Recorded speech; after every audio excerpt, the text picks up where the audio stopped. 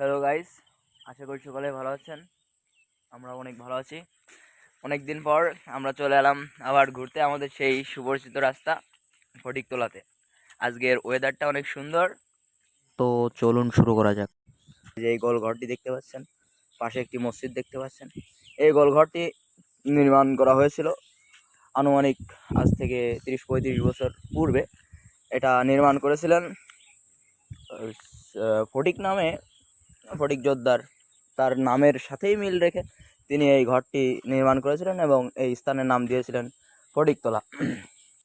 এই যে গোলঘরের গায়েই খোদাই করে লেখা আছে, যেহেতু 30-35 বছর আগে লেখা, যার কারণে এইগুলো মুছে গেছে, দাগগুলো ভালো একটা বোঝা যাচ্ছে না, তবে কিছু কিছু লেখা বোঝা যাচ্ছে, কিছু কিছু নাম নাম্বার। এবার একটা গ্রামের নাম ওই যে পাঁচপাকিয়া লেখা আছে, যেহেতু এটি যিনি নির্মাণ করেছিলেন তার বাসা পাঁচপাকিয়ার পদ্মনগর গ্রামে বাড়ি। তো চলুন আমরা গোলঘরটির ভিতরে যেয়ে আপনাদেরকে একটু দেখাই। যেহেতু অনেক বছর আগেই এটি নির্মাণ করা, যার কারণে যে একটু ফেটে গেছে, পিলারগুলো একটু নষ্ট হয়ে গেছে। আর এই যে ভিতরে যে অনেক সুন্দর একটা পরিবেশ, এই যে এইটাই হচ্ছে বাঁশ দিয়ে গোল করে বানানো, অনেক সুন্দর দেখতে দেখাচ্ছে, যার কারণে এই জায়গাটা অনেক সুপরিচিত। এই যে দেখতে পাচ্ছেন অনেক সুন্দর করে বসার জায়গাও তিনি রেখে গেছেন, যাতে পথচারীরা, এমনকি রাস্তার মাঠের শ্রমজীবীরা এখানে এসে 2 মিনিট বসতে পারে, রেস্ট নিতে পারে। যার কারণে তিনি তখনকার সময়ে একটা কলও করে দিয়ে গেছেন, যাতে সবাই পানি খেতে পারে। গোলঘরের সাথে সাথে তিনি একটা নামাজ ঘরও করে গেছেন।